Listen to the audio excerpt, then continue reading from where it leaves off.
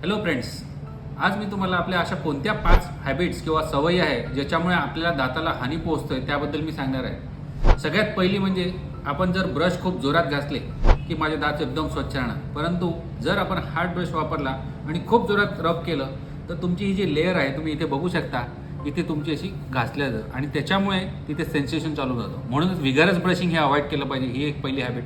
दुसरी हॅबिट म्हणजे तुम्ही लिंबू आणि सोडा लावता, ती लिंबूनी अजून हे दात पूर्ण घासले जातात, सोड्यानी पण घासले जातात.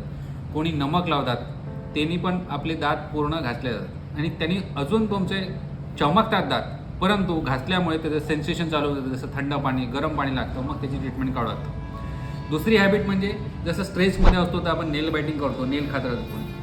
तिसरी हॅबिट म्हणजे ग्राइंडिंग. अननोइंगली आपण असंच बसलो आहे तर काहीतरी कोणी पेन खातात किंवा आपलं ग्राइंडिंग करतात दात, हे अवॉइड केलं पाहिजे. चौथी हॅबिट म्हणजे तंबाखू, याचं सेवन अवॉइड केलं पाहिजे. आणि पाचवी हॅबिट म्हणजे कोल्ड्रिंक्स किंवा ॲसिडिक पदार्थ जे तुम्ही कंटिन्यू जास्त वेळ घेतले तर तुमची साहजिक आहे की दातांची जी लेअर आहे आपली, अशा लेअर असतात वेगवेगळ्या, ती घासल्या जाऊ शकतो.